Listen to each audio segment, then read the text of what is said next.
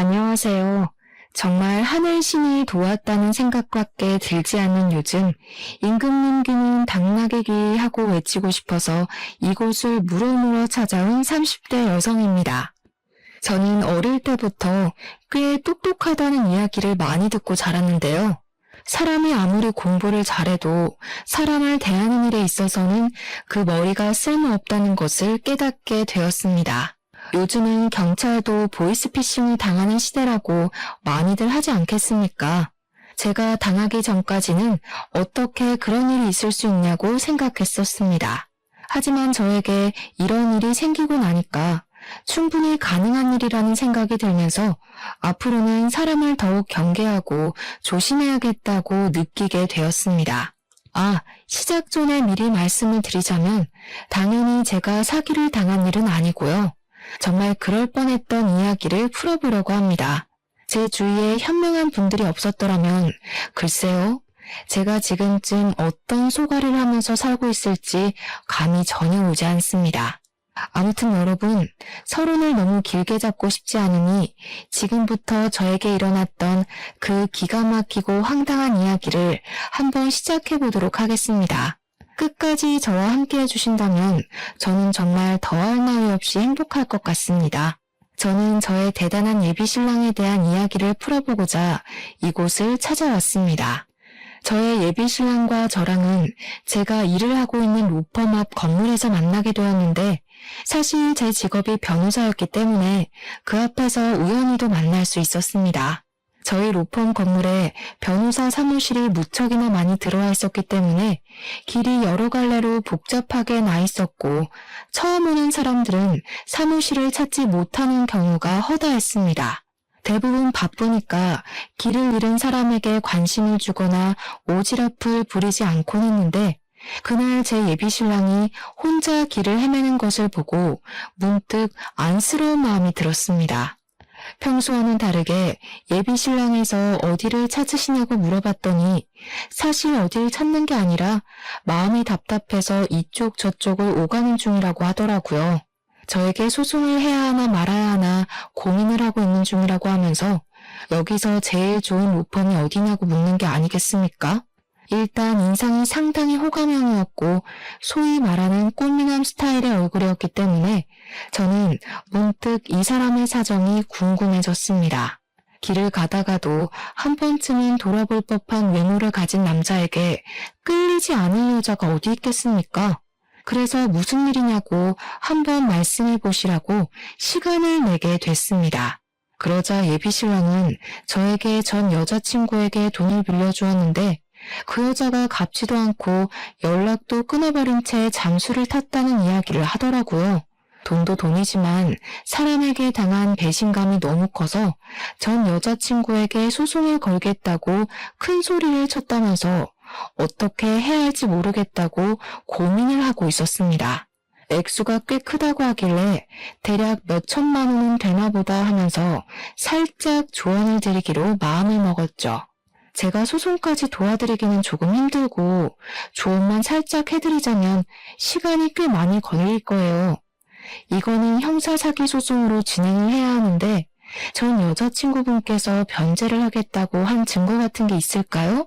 통화 녹음이라든지 문자 메시지 같은 거요. 그러자 예비신랑은 고개를 절레절레 저으면서 그냥 믿고 빌려주었던 돈이었기 때문에 그런 증거는 하나도 가지고 있지 않다고 이야기를 하더라고요. 저는 솔직하게 그런 경우에는 돈을 돌려받기 힘들 거라고, 그리고 상대방이 잠수인 상태라면 민사까지 걸어서 가압류를 해야 하는데 적어도 3년은 걸릴 거라 현실적인 조언을 드렸습니다.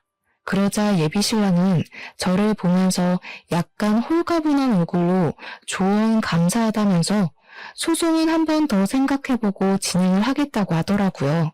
대신 제 조언 덕분에 마음이 가벼워진 것은 사실이기 때문에 나중에 차라도 한 잔 대접하고 싶다고 하면서 제 명함을 달라고 말을 하는 겁니다.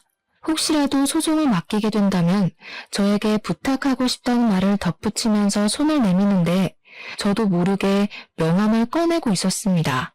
저도 변호사이기도 하고 소송을 하나라도 더 맡으면 저에게 이익이 되는 건 사실이라는 생각을 하면서 예비 신랑에게 명함을 주었습니다.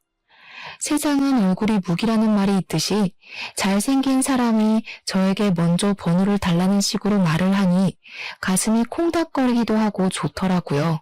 아무튼 명함을 주고 하루 이틀 정도는 예비 신랑을 생각하긴 했는데 사실 일이 너무 바빠서 까먹게 되었습니다. 한 일주일쯤 지나서부터는 아예 그런 일이 있었던가 하는 생각이 들면서 예비 신랑의 존재를 완전히 잊어버리게 되었습니다. 인사치레였나 보다 하고 생각하기를 며칠, 뜬금없는 타이밍에 갑자기 모르는 번호로 연락이 왔고 저는 직감적으로 그 연락이 예비 신랑의 연락이라는 것을 눈치챘습니다. 차 한잔하고 싶다는 말에 저도 줏대 없이 튕기기라도 했어야 했는데 바로 좋다고 대답을 해버리고 말았습니다.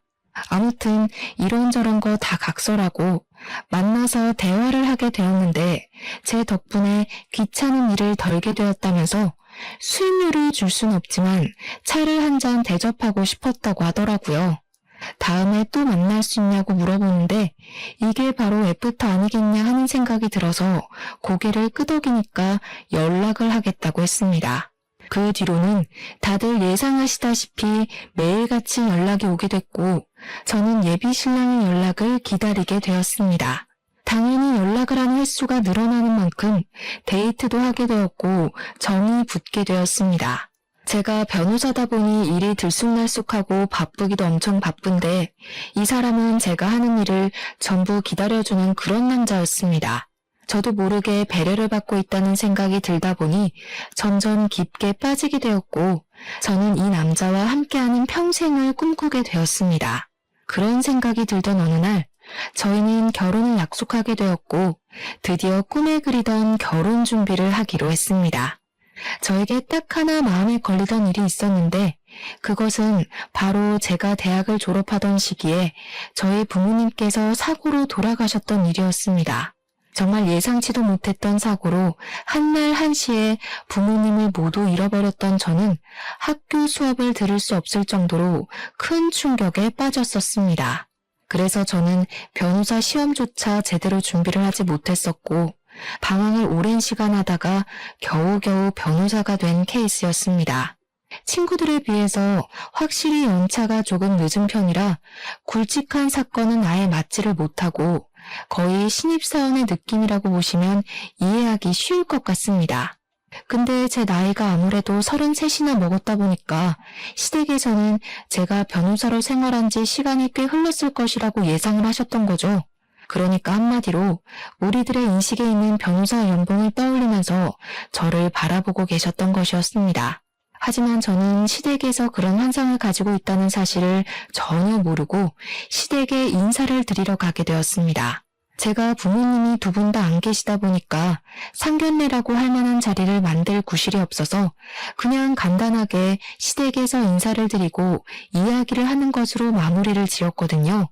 양손 무겁게 바리바리 좋은 것들을 싸들고 가서 시댁에 인사를 딱 드렸는데 저를 보자마자 환하게 웃으시던 예비시무가 그런 말을 하시더라고요. 변호사니까 집 한 채 정도는 있겠지? 보시다시피 우리 집 형편이 그다지 넉넉한 건 아니라서 집을 턱턱 해줄 수가 없어서 말이야. 시댁을 한번 쓱 둘러봤는데 사실 낡은 연립주택 같은 곳에 살고 계셨었거든요. 외관이 별로 좋지 않아도 내부는 잘 꾸미고 사시겠지 했는데 사실 내부도 완전 엉망진창이었습니다. 군데군데 낡은 흔적들이 보이는데 예비시호가 저에게 대놓고 지원을 해줄 수 없다고 말을 하신 게 이해가 갈 정도였습니다. 제가 살던 집이 투룸 오피스텔이었는데 저도 물론 대출을 낀 전셋집이었지만 두 사람이 살기엔 부족하지 않을 것 같다고 말을 하니 흡족해 하시더라고요. 그리고 저에게 뼈가 있는 농담을 던지셨는데 그때는 그게 정말 생지옥의 시작이라고는 생각도 하지 못했었습니다. 나중에 돈 많이 벌어서 큰 집이라도 얻게 되면 우리들 살 방도 하나씩은 마련해 주는 거지. 언제까지 이런 낡은 집에서 살아야 할지 감도 안 온다. 저는 당연히 시작부터 합가 이야기를 꺼낸다는 건 상상도 하지 못했기 때문에 예비시모가 저에게 분위기를 풀어줄 겸 농담을 하는 것이라고 생각해서 어색하게 웃었습니다. 그랬더니 예비시모가 눈을 뾰족하게 뜨면서 저한테 왜 웃냐고 자기 말이 웃기냐고 되묻는 게 아니겠습니까? 갑자기 이상해진 분위기에 저는 얼굴을 굳히면서 웃겨서 웃은 게 아니라 그냥 좋아서 웃은 거라고 대충 둘러댔습니다. 거기서 제가 어머님이 농담을 하시니까 웃었죠. 할 수도 없는 노릇 아니겠습니까?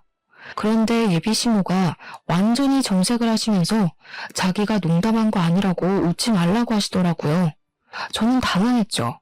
정색을 하고 이야기를 하시니까 정말로 나중에 합가를 하고 싶은 생각이 있으신가 싶어서요. 제가 그 시점에 연차가 쌓여가고 있었던 터라 사실은 같이 함께 살고 싶은 마음은 굴뚝 같았지만 결혼식 자체는 느긋하게 준비를 해서 올리고 싶었습니다. 원래 결혼 후에 여자들의 생활이란 뻔한 거 아니겠습니까? 일보다는 가정에 집중을 해야 하고 임신, 출산, 육아로 인해서 승진이 미뤄질 게 뻔하지 않습니까?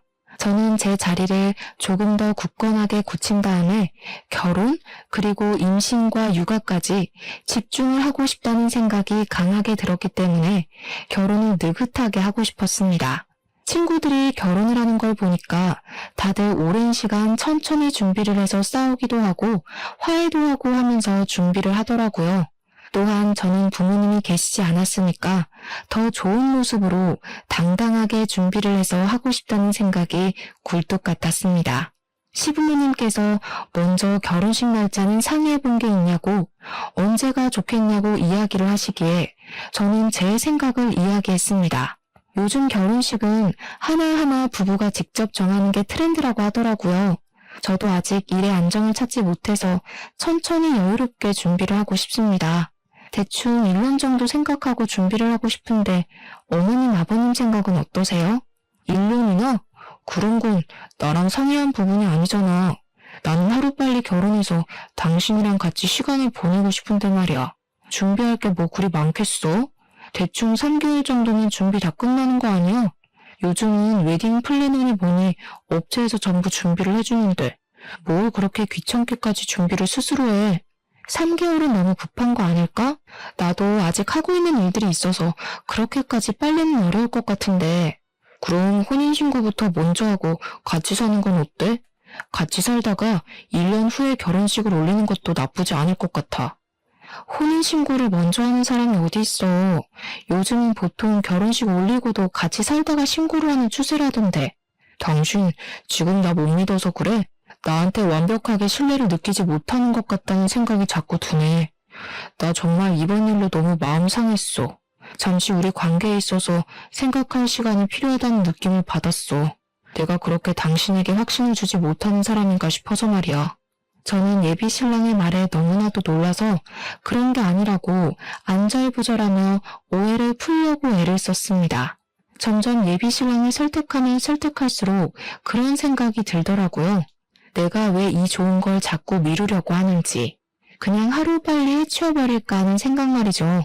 예비 신랑과의 대화가 길어지면 길어질수록 저는 점점 더 미궁에 빠지는 기분이 들었고 예비 신랑의 말에 빠져들게 되었습니다. 하지만 결혼식을 앞당기자는 생각을 하면서도 자꾸만 제 변호사 생활에 대한 확신이 무너지는 기분이 들어서 이러지도 못하고 저러지도 못하고 있었습니다. 결국에는 동료 변호사에게 이런 일이 있어서 결혼식을 올리는 데에 문제가 생겼다고 말을 하자 동료 변호사가 한심하다는 듯이 저에게 말을 하더라고요. 민지 씨, 지금 예비 신랑분한테 혹시 가스라이팅 당하는 거 아니야? 급할 게 뭐가 있겠어. 결혼이야말로 물을 수 없는 신중한 건데 그냥 소신대로 천천히 생각해보고 결정해. 세상에 남자가 민지 씨 애인 하나만 있는 것도 아니고 그 사람 놓쳐도 좋은 사람 또 찾으면 나온다니까. 그리고 얼굴밖에 봐줄 것도 없는 사람이라고 하지 않았어? 나는 아무리 생각해도 민지 씨가 아깝다는 말이야. 정말 친하게 지내는 동기인데 그런 식으로 말을 하면서 제 의견에 힘을 실어주니까 제 팔랑귀가 다시 한번 움직이더라고요. 결국 저는 결심을 굳히고 예비 신랑에게 말을 했습니다. 화가 나고 신뢰를 운운해도 한 번뿐인 결혼식 잘 준비하고 싶고 신중하게 결정하고 싶다고 말입니다. 예비 신랑은 제가 똥꼬집을 부리자 한 발 물러서서 알겠다고, 그러면 미리 약혼이라도 올리자고 하길래 시댁 식구들을 불러놓고 조촐하게 밥을 먹으면서 약혼식을 올렸습니다. 약혼식을 올리고 난 이후에 저는 한결 마음의 편안함을 얻게 되었고 일과 사랑을 모두 얻었다는 생각에 하염없이 기쁜 나날들을 보내고 있었습니다. 약혼식을 한 지 며칠 지나지 않아서 예비 신랑이 저에게 결혼 전에 동거를 한번 해보는 것이 어떠냐고 조용히 제안을 해왔습니다. 처음에 결혼 전에 동거에 대해서 좀 안 좋게 생각했던 저는 예비 신랑에게 그냥 결혼식을 올리고 같이 사는 것이 좋겠다고 했는데 예비 신랑이 짐을 싸들고 저희 집에 찾아왔습니다. 이 짐이 다 뭐냐고 물어보니까 결혼 전에 같이 살면서 서로의 습관에 대해 미리 알아두면 좋지 않겠냐고 저를 감언이설로 꼬여내더라고요. 생각을 해보니까 시댁이 워낙 좁고 낡기도 했고 시부모의 신혼까지 같이 사니까 예비 신랑에게도 자기만의 공간이 생기는 게 낫겠다 싶었습니다. 당황스러운 마음이 먼저 들긴 했지만 저도 어차피 헤어지는 게 싫기도 해서 예비 신랑의 짐을 저희 집에다가 드리게 되었습니다. 같이 살다 보면 예비 신랑의 장점에 대해 더 많이 알 수 있지 않을까 하고 생각했는데 제 예상보다 훨씬 더 좋은 점이 많이 느껴졌습니다. 예비 신랑의 최대 장점은 말입니다. 집안 살림에 도가 텄다는 것이었습니다. 제가 일이 바쁘다 보니까 야근을 하는 날도 많았고 집안 살림에 신경을 쓰지 못하는 날이 수두룩했는데 그럴 때마다 제 야식까지 챙겨주고 빨래나 청소도 다 해주더라고요. 분명히 너저분한 것들이 늘어져 있어야 하는 우리 집 구석이 너무나도 깨끗하고 청결한 걸 보면서 정말 제 예비 신랑에게 엄지를 치켜세우지 않을 수 없었습니다. 혼자 쓸고 닦고 제 취향에 맞춰서 음식도 해주고 어디서 이런 자상한 남자가 나타났을까 하면서 부모님이 주신 선물이라고 생각했습니다. 그런데 아무리 생각해도 일을 하는 사람이 이렇게 여유롭게 집안 살림을 챙길 수 있나 하는 의문이 생겼고 저는 예비 신랑에게 물어보게 되었습니다. 직장은 어떻게 되었냐? 여기서 출퇴근하는 거 너무 멀어서 힘들거나 하지 않냐? 일하느라 힘들 텐데 집안 살림까지 신경을 쓰냐고요. 그랬더니 예비 신랑 입에서 터져나온 말은 저를 충격에 빠뜨렸습니다. 너 일 그만뒀어. 그게 무슨 소리야? 우리가 결혼을 하기로 약속까지 한 상태에서 갑자기 일을 그만두면 어떡해. 잘 다니던 회사를 이렇게 뜬금없이. 잘 다니긴 무슨. 그냥 어쩔 수 없이 버티면서 다닌 거지. 이제 결혼도 할 거니까 나도 돈을 더 많이 벌어야 하지 않겠어? 그래서 일단 이직 준비를 하려고 해. 돈 더 주는 곳으로 내 능력을 인정받아서 들어간다면 우리 두 사람에게 잘된 일 아니야? 저는 예비 신랑이 일단 계획이 다 있는 것 같다는 생각이 들어서 일단 하고 싶다는 대로 해주겠다 생각을 했습니다. 집에서 시간을 보내면서 혼자 이력서를 쓰는 것 같기도 하고 이것저것 책도 들여다보는 것 같았는데 한 2주일 지나니까 그런 행동도 하지 않더라고요. 말로만 취업 준비를 한다고 하면서 집에서 살림을 하고 탱자탱자 우는데 벌써부터 가슴이 답답한 기분이 들어 예비 신랑을 붙잡고 이야기를 했습니다. 도대체 언제 취업을 할 것이며 제대로 노력은 하고 있는지에 대해서 들어보고 싶다고 말입니다. 내가 안 그래도 생각을 해봤는데 나 취직하지 말까? 나는 아무래도 전업주부로서의 삶이 더 잘 어울리는 것 같아. 그런 말이 어디 있어. 전업주부의 삶도 바쁘고 힘든 건 마찬가지야. 우리 미래를 생각해서 취업을 하는 게 낫지 않겠어? 대답은 알겠다고 잘만 하면서 정작 아무런 준비를 하지 않는 예비 신랑을 보며 저는 슬슬 불안한 마음이 들기 시작했습니다. 이런 식으로 가다가는 결혼식을 올린 이후에도 쭉 집에서 놀고 먹는 생활을 할 것처럼 보였기 때문이었습니다. 아무리 제가 변호사라고 해도 잘 나가는 로펌에서 굵직한 사건을 맡는 변호사들이나 몇 억대 연봉을 받는 거지 저는 사실 그 급까지는 아닌 일반 변호사였으니까요. 같이 동거를 시작한 지 2달이 흘렀을 무렵 예비 신랑은 저에게 생활비가 없다고 하면서 반찬도 사놓고 과일도 사놓고 하려면 돈이 필요하다고 했습니다. 당당하게 저에게 두 손을 내밀면서 생활비 명목으로 사용할 카드를 달라고 하는데 기가 막히면서도 저를 위해 쓰는 돈이니까 하는 생각이 들었습니다. 집안 살림 자체를 어느샌가부터 예비 신랑이 전부 도맡아 하고 있었기 때문에 저는 카드를 건네줄 수밖에 없었죠. 사실 그 덕분에 집안 살림에는 손 하나 까딱 안 하고 바깥 일에만 집중을 할 수 있고 집을 오로지 휴식의 공간으로 사용할 수 있다는 점이 고맙기도 했습니다. 예비 신랑에게 신용카드를 하나 주고서는 생활비 목적으로 사용을 해주라고 신신당부를 했는데 그 카드의 한도가 300만 원짜리였습니다. 아무 생각 없이 일을 하고 있는데 갑자기 드르륵 하는 진동 소리와 함께 문자 메시지가 쏟아지더라고요. 이게 다 뭔가 싶어서 문자 메시지를 보는데 글쎄 결제 내역이 수두룩하게 도착한 게 아니겠습니까? 거기다가 제일 마지막 문자는 한도가 초과되었다는 메시지였습니다. 너무 놀라서 카드가 도난이라도 당한 건가 싶어서 내역을 샅샅이 살펴보는데 무슨 마트뿐만 아니라 백화점 결제 내역도 있더라고요. 거기에 제일 황당했던 것은 휴대폰 게임 결제 내역까지 있는데 정말 알차게 300만 원이라는 돈을 다 쓴 것 아니겠습니까? 이렇게 카드를 사용할 사람은 예비 신랑밖에 없었기 때문에 저는 바로 예비 신랑에게 전화를 걸어서 물어보게 되었습니다. 제가 전화를 걸어서 일일이 사용처를 물어볼 것이라고는 예상을 못했는지 변명 아닌 변명을 하면서 회피를 하려고 하더라고요. 마트에서 장 본 거는 우리가 먹을 음식 재료들이고 백화점은 내가 옷이 없어서 옷 좀 몇 벌 샀어. 근데 사는 김에 나도 아들이니까 우리 부모님께 효도하고 싶어서 당신 카드로 부모님 선물도 좀 샀고 우리 부모님한테 잘 보이면 당신도 좋은 거 아니겠어? 미안하고 내가 꼭 취직해서 이거 다 갚을게. 당신한테도 잘할게. 휴대폰 게임 내역은 뭐야? 그것도 그 카드로 결제됐어? 몰랐어. 미안해. 휴대폰 소액 결제로 계산한 줄 알았는데. 그 변명을 저는 그냥 믿어주기로 했습니다. 어차피 한도에 맞추면 그만인 것이고 예비 신랑이 나중에 취직해서 갚겠다고 했으니까요. 예비 신랑 말대로 시부모에게 선물을 사줘서 점수를 따게 된다면 저에게도 나쁘지 않은 거래라고 생각을 했기 때문에 변명인 걸 알면서도 모른 척 넘어가 준 것이었습니다. 문제는 그 다음 달에도 비슷한 이유를 대면서 한도 300만 원을 꽉 채워 사용을 했고 저도 한 달에 버는 돈이 정해져 있었기 때문에 감당하기가 어렵다고 느껴졌습니다.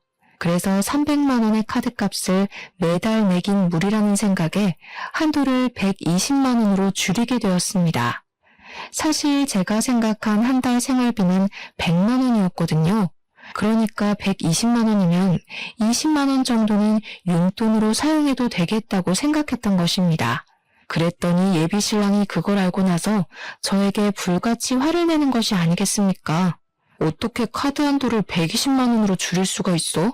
당신 돈도 넉넉하게 벌면서 나랑 우리 집에 돈 쓰는 게 그렇게 아까워? 진짜 치사하다 치사해. 내가 꼭 취직해서 갚는다고 이야기를 했는데도 고작 그 돈이 아까워서 120만 원으로 한도를 줄여? 내가 그 카드 줄 때 분명히 생활비로 사용해달라고 했는데 생활비보다는 당신이 사치하는 데 더 많은 돈을 투자하는 것 같아서 줄인 거야. 2달 동안 생활비로 쓴 돈을 보니까 100만 원 정도 되길래 나머지 돈은 커피라도 사 먹으라고 내버려 둔 거고 나는 당신이 이런 걸 하나하나 따질 줄 몰랐어. 정말 화가 난다. 사랑하는 사이에 그런 걸 따지고 싶은 생각이 든단 말이야. 저는 도대체 예비 신랑이 왜 저에게 화를 내면서 따지는지 이해를 할 수 없었습니다. 하지만 너무 삐진 티를 내길래 일단은 풀어주려고 노력을 했습니다. 예비 신랑의 논리는 엉뚱하기도 하고 말이 안 되는 이야기이긴 했지만 너무 사랑했기 때문에 제가 져준다는 느낌으로 말입니다. 그런데 그러면 안 됐습니다. 저를 완전히 호구로 보기 시작했기 때문이었습니다. 같이 동거를 한 이후에 시댁에서는 저에게 변호사 며느리를 뒀으니까 앞으로 살만 나겠다면서 잘 부탁한다고 하시고는 매달 용돈을 100만 원씩 보내달라고 하셨습니다. 저는 그 이야기를 듣고 너무 깜짝 놀라서 저도 모르게 그게 무슨 소리냐고 시부모님을 향해서 소리를 조금 높여 말을 했습니다. 왜냐하면 저도 연차가 많이 쌓이지 않은 변호사였기 때문에 버는 돈이 무척이나 한정적이었고 앞으로의 결혼 생활을 생각하면 100만 원이라는 돈은 너무 큰 돈이었기 때문이었습니다. 매달 100만 원씩 적금이라도 붓는다고 치면 5년이면 6천만 원 아니겠습니까? 저희가 혹시라도 임신이라도 하게 된다면 필요해질지 모르는 돈이잖아요. 저한테 한 달에 100만 원은 너무 부담스러운 금액이라고 생각합니다. 제가 변호사이긴 하지만 연차가 얼마 되지 않아서 무리거든요. 그렇게 월급을 많이 받는 편이 아니기도 하고요. 그래도 앞으로 연차가 쌓이면 점점 더 많이 벌 거 아니니? 생활이 안정되고 나서 임신을 하는 게 좋지 않겠니? 너네는 집도 있고 차도 있고 있을 만한 거 다 있는데 뭐 한다고 효도하는데 돈을 아끼는 건지 잘 모르겠다. 너 부모님도 없는데 우리한테 잘하면 나중에 다 피와 살이 되는 일인 거야. 그러면서 저에게 다음 달부터 무조건 100만 원씩 입금을 하라고 막무가내로 구는 게 아니겠습니까? 그런데 예비신랑이 저에게 그러는 겁니다. 시부모의 말처럼 저한테 부모님이 살아계신 것도 아닌데 시부모에게 효도를 해야 하지 않겠냐고요. 그 말이 저에게 조금 상처로 찔리기도 했고 일도 그만두고 제 카드로 하루하루를 살아가는 사람이 저에게 할 말은 아니라는 생각이 들었습니다. 분명 처음에는 너무나도 행복한 동거고 결혼 준비였는데 시간이 가면 갈수록 삐걱거리는 느낌을 지울 수가 없었습니다. 거기다가 남편에게는 철이 상당히 없는 예비신우가 하나 있었는데 그 예비신우가 쐐기를 박는 말을 하더라고요. 우리 새언니가 변호사씩이나 되는데 나한테 명품 가방 하나만 주면 안 돼? 드라마 같은 거 보면 변호사들 다 명품백 들고 다니던데 언니는 몇 개 있어? 제가 또 아쉽게도 명품 같은 것에 별로 관심이 없어서 가지고 있는 명품 가방이 없었거든요. 다른 변호사들도 저에게 명품 가방 하나쯤은 있어야 한다고 잔소리를 했지만 저는 그 비싼 돈을 주고 그걸 사야 할 이유를 모르겠더라고요. 그래서 예비 신우에게도 그냥 솔직하게 명품 가방 같은 거 없다고 관심 없다고 이야기를 했더니 예비 신우가 어쩌면 여자가 그런데 관심도 없냐며 호들갑을 떨더라고요. 언니 변호사가 그런 비싼 가방을 들고 다녀야 와, 이 사람 능력이 좋구나. 이런 가방도 들고 다니는구나 하고 생각하게 되지 않겠어요? 내가 하나 골라줘야겠네. 나랑 백화점 가서 하나 사자. 사는 김에 내 것도 하나 사주면 너무너무 좋고. 그게 부담되면 우리 둘이 번갈아 가면서 쓰면 되지. 예비 신우의 의도가 너무 투명하게 느껴지는 덕분에 저는 필요 없다고 딱 잘라서 거절을 하게 되었습니다. 사람은 내면이 중요한 거니까요. 그랬더니 이 철없는 예비 신우가 저한테 사람 그렇게 안 봤는데 너무나도 쪼잔하다고 말을 하는 게 아니겠습니까?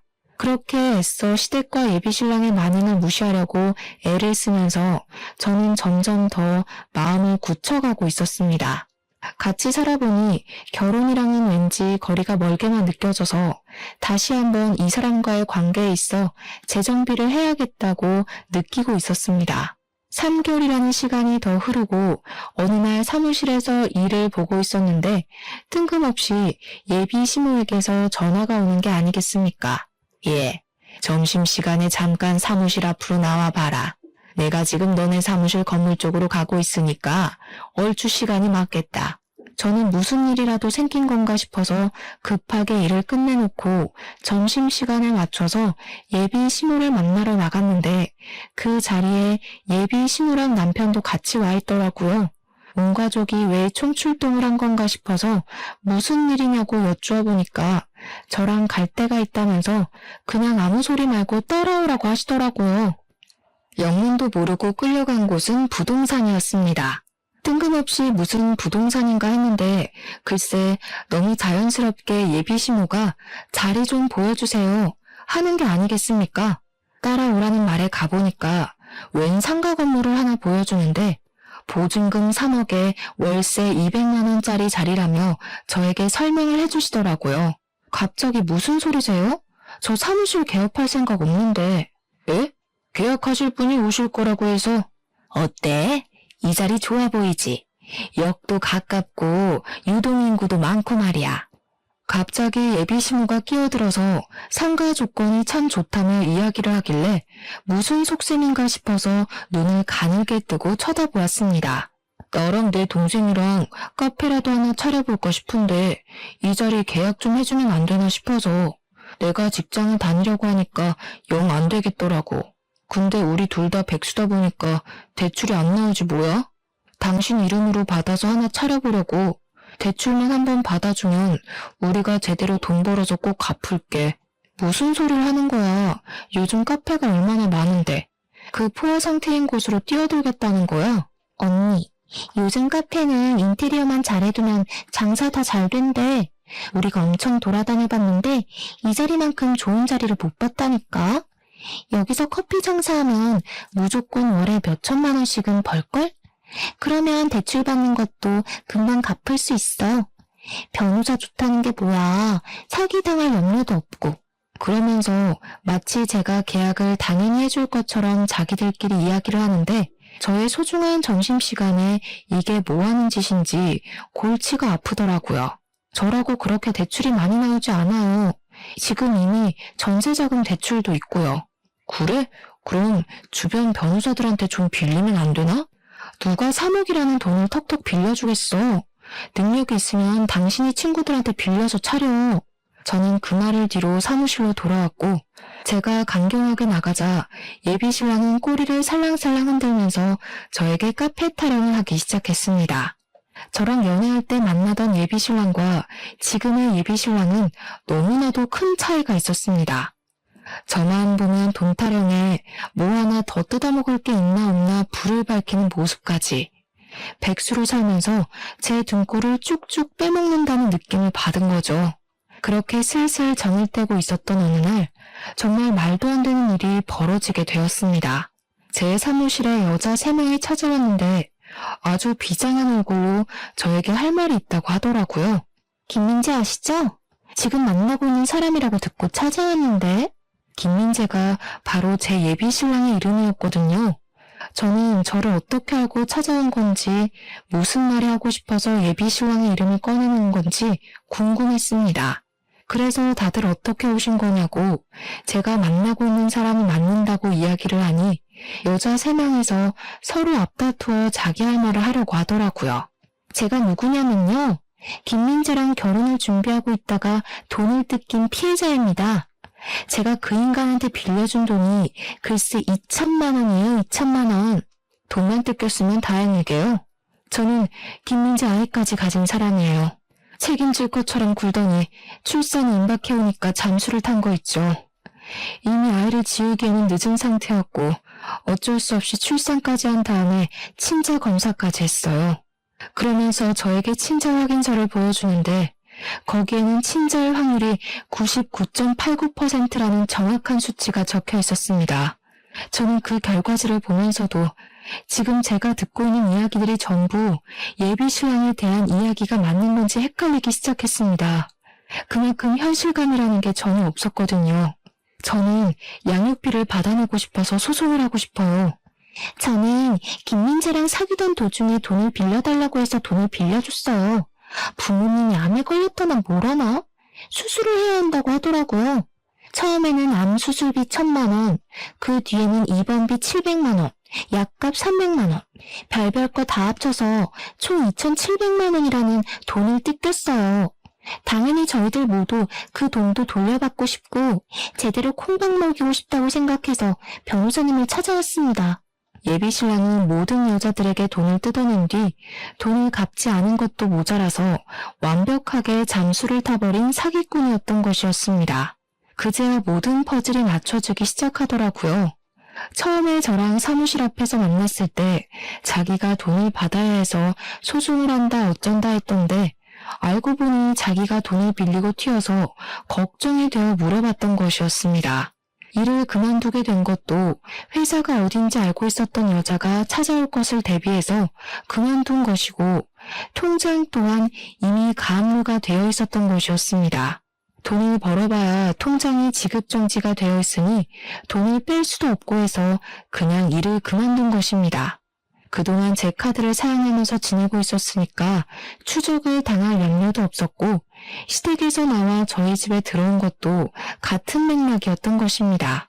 완전히 작정을 하고 여자들의 등을 쳐먹는 사기꾼이었던 것입니다. 변호사님, 지금이라도 늦지 않았어요. 돈으로 사기를 당한 게 아니라면 지금이라도 발 빼시고 아니면 어떻게든 받아내세요.